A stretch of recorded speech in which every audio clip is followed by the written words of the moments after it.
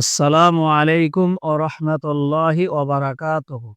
ইন্নাল হামদালিল্লাহি ওয়াহদা ওয়াস সালাতু ওয়াস সালামু আলা মান লা নাবিয়্যা আম্মা বা'দ। আউযু বিল্লাহি মিনাশ শাইতানির রাজীম। বিসমিল্লাহির রহমানির রহিম।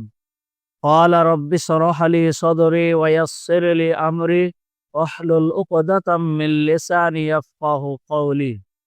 সুপ্রিয় দর্শক মণ্ডলী, ভাই ও বোনেরা, আজ যে বিষয় নিয়ে আলোচনা করতে চলেছি, বিষয়টি হচ্ছে বেপরদা নারী, যাদের ব্যাপারে আল্লাহ রাব্বুল আলামিন ও তার রাসূল সাল্লাল্লাহু আলাইহি ওয়াসাল্লাম সরাসরি জাহান্নামে প্রবেশের কথা উল্লেখ করেছেন। বেপরদা নারী তাদের অন্যতম, যা মানুষের জাহান্নাম যাওয়ার অন্যতম মাধ্যম, মানুষের ঈমান ধ্বংসের কারণ। এ ব্যাপারে মহান আল্লাহ রাব্বুল আলামিন সূরা আহজাব সূরা নম্বর ৩৩ আয়াত নম্বর ৩৩ এ আল্লাহ রাব্বুল আলামিন বলেন, ওয়াকরনা ফি বুয়ুতিকুন্না ওয়ালা তাবাররাজনা তাবাররুজাল জাহিলিয়াতিল ঊলা। আল্লাহ রাব্বুল আলামিন বলেন, তোমরা স্বগৃহে অবস্থান করো, জামানায়ে জাহিলি যুগের নারীদের মতো নিজেদেরকে প্রদর্শন করো না। একথা আল্লাহ রাব্বুল আলামিন বলেন। কেন? তার কারণ, জামানায়ে জাহেলি যুগের নারীরা নগ্ন, উলঙ্গ, অর্ধনগ্ন হয়ে নিজেদেরকে প্রদর্শন করত, যাকে বর্বরতা ও অসভ্য বলা হয়েছে। আমাদের নারীদেরকে এই নির্লজ্জতা, অশ্লীলতা ও বেহায়াপনার পথ অবলম্বন করতে মহান আল্লাহ রাব্বুল আলামিন এই আয়াতে কঠোরভাবে নিষেধ করেছেন।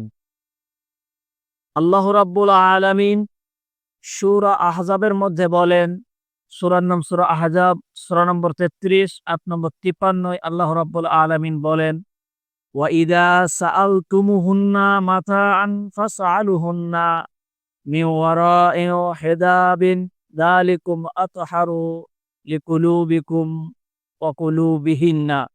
আল্লাহ রাব্বুল আলামিন এই আয়াতে বলে যে, তোমরা তাদের নিকট কিছু চাইলে পর্দার আড়াল থেকে চাও।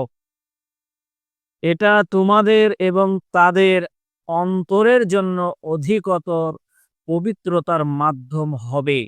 এই জন্য আল্লাহ রাব্বুল আলামিন বলেন, এই আয়াতের সারমর্ম হবে এই যে নারীদের কাছ থেকে অন্য কোনো পুরুষ কোনো ব্যবহারিক পাত্র বস্তু নেওয়া জরুরি হলে সামনে এসে নিবে না, বরং পর্দার অন্তরাল থেকে চাইবে। এটা আল্লাহ রাব্বুল আলামিন বলেন। পর্দার অন্তরাল বলতে বোঝায় এখানে যে দেওয়াল হতে পারে, দরজা, পোশাক, এগুলো অন্তরাল হতে পারে। এইভাবে চাইবে, সরাসরি চাইবে না, এটা আল্লাহ রাব্বুল আলামিন বলেছেন।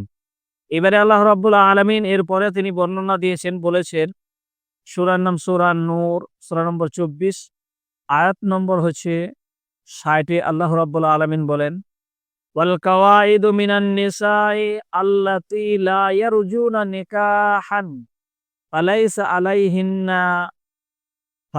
আলাইহিন্না জুনাহুন। আল্লাহ রাব্বুল আলামিন এই আয়াতের মধ্যে বলেছেন যে নারীরা বৃদ্ধা নারীরা যারা বিবাহের আশা রাখে না, যাদের মুখ, যাদের চেহারা, যাদের মুখমণ্ডল বাংলার কিশমিশ হয়ে গেছে, তাদের বহির্বাস পোশাক হচ্ছে যে বোরখা, চাদর ইত্যাদিও যদি তারা খুলে রাখলে তাদের কোনো অপরাধ হবে না। এটা আল্লাহ রাব্বুল আলামিন তিনি বলেন। আর বলেন, যে এটা পরিধান করাই তাদের জন্য উত্তম হবে, ভালো হবে। চাদর দেওয়া, বোরখা পরাটাই ভালো হবে, এটা আল্লাহ রাব্বুল আলামিন বলেছেন। আর আল্লাহ বলেন, আল্লাহু সামিউন আলিম। আল্লাহ সর্বশ্রোতা, সবকিছু শুনেন আর সর্বজ্ঞ, সবকিছু জানেন। এই আয়াতের সারমর্ম হচ্ছে যে বৃদ্ধা মা বোরখা পরিধান করে, অথচ সাথে যুবতী, পূর্ণ যুবতী মেয়ে নগ্ন উলঙ্গ হয়ে রাস্তাঘাটে বের হয়, মায়ের সঙ্গে যায়। কিন্তু উচিত হবে ওই যুবতী, পূর্ণ যুবতী মেয়ের বোরখা পরা, পর্দা করা। কিন্তু বর্তমান পরিস্থিতিতে সেই মেয়েকে দেখা যায় যে সেই মেয়েটি উলঙ্গ হয়ে রাস্তাঘাটে তারা চলাচল করে। তো এই নির্লজ্জা, অশ্লীলতা, বেহায়াপনার পথ আল্লাহ তাবারাক ওয়া তাআলা এসব কোরআন মাজিদের মধ্যে হারাম বলে ঘোষণা করেছেন। এ থেকে আমাদেরকে বেঁচে থাকতে হবে। তার কারণ সহিহ বুখারীতে আল্লাহ রাসূল সাল্লাল্লাহু আলাইহি ওয়াসাল্লাম তিনি বলেছেন, হাদিস নম্বর হচ্ছে ৩২৪১, হাদিসের রাবি হচ্ছে আব্দুল্লাহ ইবনে আব্বাস। আন আব্দুল্লাহ ইবনে আব্বাস আনিন নবী সাল্লাল্লাহু আলাইহি ওয়াসাল্লাম ক্বালা ইত্তালাতু ফিল জান্নাতি ফারাআইতু আকসারা আহলি আল ফুকারা। আব্দুল্লাহ ইবনে আব্বাস রাদিয়াল্লাহু তাআলা আনহু থেকে হাদিস বর্ণিত, আল্লাহর নবী জনাবে মুহাম্মদ রাসূলুল্লাহ সাল্লাল্লাহু আলাইহি ওয়াসাল্লাম বলেছেন যে ইত্তালাতু ফিল জান্নাতি ফারাআইতু আকসারা আহলি আল ফুকারাহা। আমি জান্নাতের প্রতি লক্ষ্য করলাম, দেখলাম যে জান্নাতের অধিকাংশ অধিবাসী দরিদ্র, গরিব শ্রেণীর মানুষদের দেখলাম। আর ওয়াত্তালাতু ফিন্নারে ফারাআইতু আকসারা আহলিহান নিসা। অতঃপর আমি জাহান্নামের প্রতি লক্ষ্য করলাম এবং দেখলাম যে জাহান্নামের অধিকাংশ অধিবাসী নারী। কেন? যে তারা রাস্তাঘাটে চলে, বাইরে যখন বের হয়, বোরখা গায়ে দিয়ে পোশাক পরিধান ভালোভাবে না করে এরা বেরিয়ে যায়, বেপরদা হয়ে ঘুরে, উলঙ্গ নগ্ন হয়ে ঘুরে। এইসব নারীদেরকে আমি দেখলাম যে এরা জাহান্নামের অধিবাসী হিসাবে দেখলাম এদেরকে। কে বলছেন? বিশ্বনবী মুহাম্মদ রাসূলুল্লাহ সাল্লাল্লাহু আলাইহি সাল্লাম তিনি বলেছেন। এই জন্য আল্লাহ রাসূল সাল্লাল্লাহু আলাইহি সাল্লাম সহিহ বুখারীর একটা হাদিসে বলেছেন, 5901 নম্বর হাদিস, সহিহ বুখারীতে হাদিসটি রয়েছে। হাদিসের রাবি হচ্ছে আবু হুরায়রা। আনা আবি হুরায়রা রাদিয়াল্লাহু তাআলা আনহু ক্বালা আনিন নবী সাল্লাল্লাহু আলাইহি ওয়াসাল্লাম ক্বালা তুনকাহুল মারআতু লিআরবাঈন। হে যুবক, শুনে রেখো, আবু হুরায়রা রাদিয়াল্লাহু তাআলা আনহু থেকে হাদিস বর্ণিত, আল্লাহর নবী জনাবে মুহাম্মদ রাসূলুল্লাহ সাল্লাল্লাহু আলাইহি ওয়াসাল্লাম বলেছে, তুনকাহুল মারআতু লিআরবাঈন। চারটি বিষয়ের প্রতি লক্ষ্য করে নারীদেরকে, মহিলাদেরকে বিবাহ করা হয়। এক নম্বরে আল্লাহ রাসূল সাল্লাল্লাহু আলাইহি সাল্লাম বলেছেন, লিমা আলিহা, তার সম্পদ দেখে বিবাহ করা হয়। দুই নম্বরে আল্লাহ রাসূল সাল্লাল্লাহু আলাইহি সাল্লাম বলেছেন, ওয়ালি হাসাবিহা, তার বংশ দেখে বিবাহ করা হয়। তিন নম্বরে আল্লাহ রাসূল সাল্লাল্লাহু আলাইহি সাল্লাম বলেছেন, ওয়া জামালিহা, তার সৌন্দর্য দেখে বিবাহ করা হয়। আর চার নম্বরে আল্লাহ রাসূল যেটা বলেছেন যে ওয়ালিদিনহা, তার ধার্মিকতা দেখে বিবাহ করা হয়।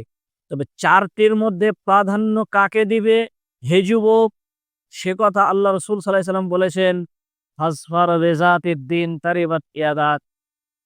তবে তুমি ধার্মিক নারীকে বিবাহ করে ধন্য হও, অন্যথায় তুমি ধ্বংস হবে।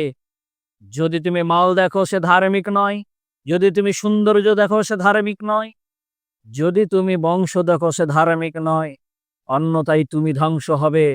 আল্লাহ রসুল যেটা দেখতে বলেছেন সেটা হচ্ছে ধার্মিক দেখতে বলেছেন। তাহলে ধার্মিক দেখে তুমি বিবাহ করো। কারণ পরের হাদিসে রয়েছে, মিশকাতুল মাসাবিতে হাদিসটি রয়েছে 3083 নম্বর হাদিস। হাদিসের রাবি হয়েছে আন আব্দুল্লাহ ইবনে আমরিন আন্না রাসূলুল্লাহ সাল্লাল্লাহু আলাইহি ওয়াসাল্লাম ক্বালা আদ-দুনিয়া মাতাউন ওয়া খায়রু মাতা'id দুনিয়া আল মারআতুস সালিহা। আব্দুল্লাহ ইবনে আমর রাদিয়াল্লাহু তাআলা আনহু থেকে হাদিস বর্ণিত, আল্লাহর নবী জনাবে মুহাম্মদ রাসূলুল্লাহ সাল্লাল্লাহু আলাইহি ওয়াসাল্লাম বলেছেন যে সম্পূর্ণ পৃথিবী হলো সম্পদ। আর আল্লাহ রাসূল সাল্লাল্লাহু আলাইহি ওয়াসাল্লাম বলেছে ওয়া খায়রু মাতা'id দুনিয়া আল মারআতুস সালিহা।